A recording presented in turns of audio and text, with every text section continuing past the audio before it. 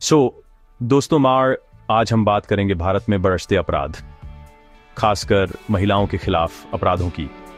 हर दिन अखबारों और न्यूज़ चैनलों में दिल दहला देने वाली खबरें आती हैं। कहीं बेटी के साथ दरिंदगी, कहीं महिला को सरेआम प्रताड़ित किया जाता है। ये घटनाएं अब सिर्फ दूर दराज के गांवों तक सीमित नहीं है,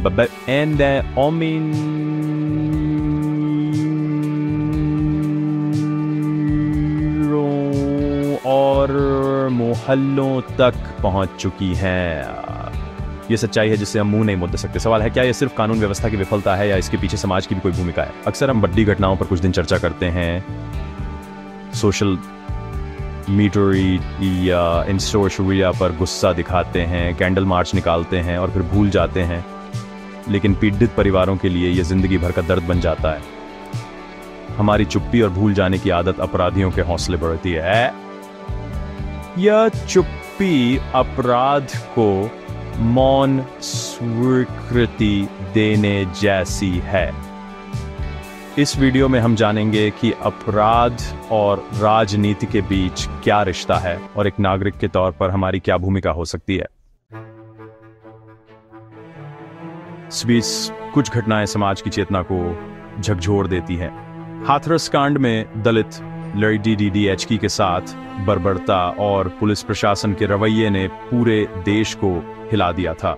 रातों रात अंतिम संस्कार, परिवार को बंधक बनाना, मीडिया को रोकना, यह सब दिखाता है कि सत्ता का इस्तेमाल सच दबाने के लिए भी होता है।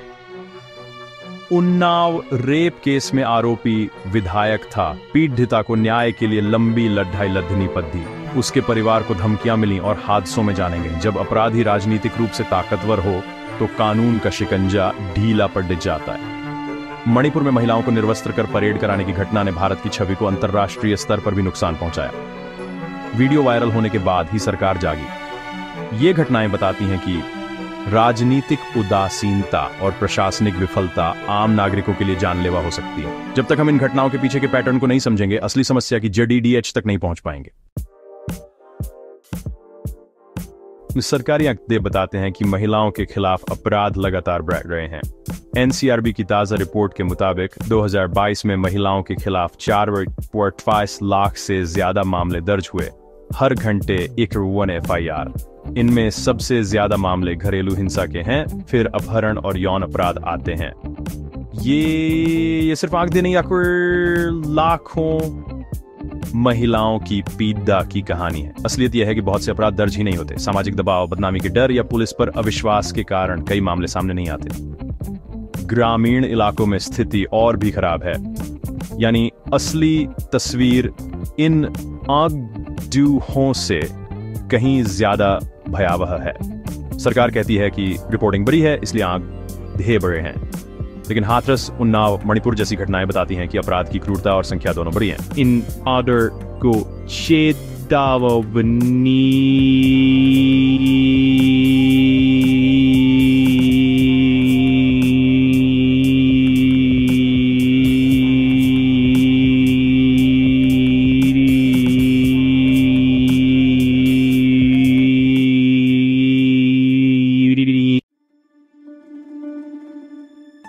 भारत में अपराध और राजनीति का गठजोड़ लोकतंत्र की जड़ें खोखला कर रहा है। संसद और विधानसभाओं में दागी नेताओं की संख्या लगातार बढ़ रही है। चुनाव जीतने के लिए राजनेता अक्सर बाहुबलियों और अपराधियों का सहारा लेते हैं। बदले में उन्हें राजनीतिक संरक्षण मिलता है। पुलिस भी ऐसे अपराधियों पर हाथ डालने से डरती है क्योंकि उन्हें नेताओं का समर्थन हासिल होता है। पुलिस बल का राजनीतिकरण भी बड़ी समस्या है। अधिकारियों की पोस्टिंग योग्यता से नहीं, राजनीतिक वफादारी से होती है। पुलिस निष्पक्ष होकर काम नहीं कर पाती, वह सत्ताधारी दल के लिए औजार बन जाती है। अपराधी और नेता मिलकर अवैध धंधे चलाते हैं, जिससे भ्रष्टाचार और अपराध दोनों बढ़ते हैं। जब तक राजनीति अपराध मुक्त नहीं होगी, अपराध पर काबू पाना मुश्किल है। नैतिक कानून व्यवस्था राज्य सरकार की जिम्मेदारी है, लेकिन क्या केंद्र सरकार की कोई भूमिका नहीं? केंद्र के पास सीबीआई, एनआईए जैसी एजेंसियां हैं जो गंभीर अपराधों की जांच में मदद कर सकती हैं। पुलिस के आधुनिकीकरण के लिए फंड भी केंद्र देता है। महिलाओं के खिलाफ अपराध राष्ट्रीय समस्या है।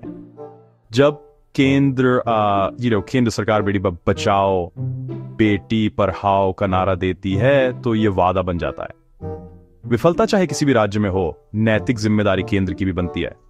कई अपराध राज्य सीमाओं से परे होते हैं। संगठित अपराध, आतंकवाद, ड्रग्स तस्करी, इन पर काबू के लिए राज्य केंद्र समन्वय जरूरी है। अपराध को सिर्फ राज्य और केंद्र के खांचों में बांटना समस्या को छोटा करना है। समाधान साझा जिम्मेदारी से ही निकलेगा। जब देश कोई बढ़ती उपलब्धि हासिल करता है तो प्रधानमंत्री और केंद्र सरकार पूरा श्रेय लेते हैं। इसमें कुछ गलत नहीं, लेकिन चुनौतियों और विफलताओं पर क्या उतनी ही जिम्मेदारी ली जाती है? अपराध के मामलों में अक्सर सरकार इसे राज्य का विषय बताकर टाल देती है, लेकिन लोकतंत्र में श्रेय और जिम्मेदारी साथ प्रधानमंत्री की हर बात का देश पर असर पड़ी दिखता है। जब वे बेटी बचाओ का नारा देते हैं तो यह ताकतवर संदेश है, लेकिन मणिपुर जैसी घटनाओं पर चुप्पी भी उतना ही भद्दा संदेश देती है।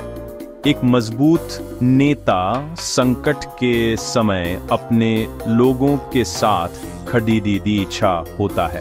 कानून व्यवस्था राज्यों का विषय है, लेकिन देश का नैतिक माहौल और प्रशासनिक संस्कृति तय करने में केंद्र की बड़ी भूमिका है। जब सरकार हर उपलब्धि को मोदी की गारंटी बताती है तो महिलाओं सरकार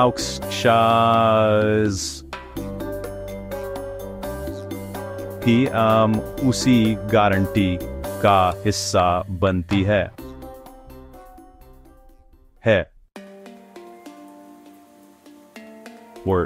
हाल ही में भारत पर अंतर्राष्ट्रीय स्तर पर गंभीर आरोप लगे हैं। कनाडा और अमेरिका ने कहा कि भारत सरकार ने उनकी जमीन पर आलोचकों की हत्या की साजिश रची। कनाडा के प्रधानमंत्री ने संसद में भारत पर सीधा आरोप लगाया। लॉरेंस बिश्नोई जैसे गिरोहों के इस्तेमाल की बात भी सामने आई। भारत सरकार ने इन आरोपों को राजनीति से प्रेरित बताकर खारिज किया है और कहा कि कनाडा खालिस्तानी अलगाववादियों को पनाह देता है। सवाल है, क्या कोई सरकार दूसरे देश में इस तरह की कार्रवाई कर सकती है? अगर आरोप सही है तो यह अंतर्राष्ट्रीय कानून का उल्लंघन है। अगर खुफिया एजेंसियां आपराधिक गिरोहों का इस्तेमाल कर रही हैं तो यह व्यवस्था में गहरी सड़न दिखाता है। वॉशिंगटन पोस्ट की रिपोर्ट में गृह मंत्री का नाम भी आया, जिसे सरकार ने नकारा है। लेकिन ऐसे आरोप भारत की छवि को नुकसान पहुंचाते हैं। सिर्फ आरोपों को खारिज करना काफी नहीं, पारदर्शी जांच और जवाबदेही जरूरी है। अपराध की समस्या अब अंतर्राष्ट्रीय संबंधों से भी जुड़ा गई है।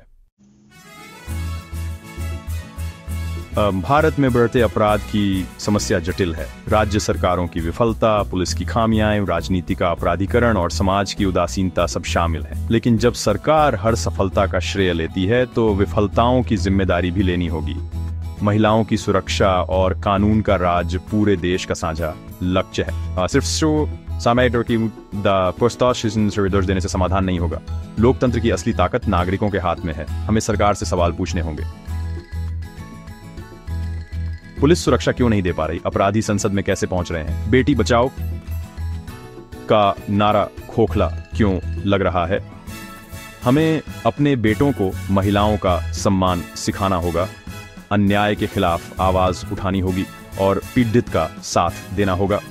जब समाज जागरूक और सक्रिय होता है तो अपराधियों के हौसले पस्त हो जाते हैं। बेहतर समाज का निर्माण हम सबकी जिम्मेदारी है।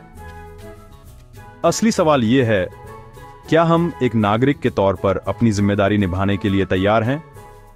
जब तक हम सवाल नहीं पूछेंगे, कोई भी सरकार पूरी तरह जवाबदेह नहीं होगी।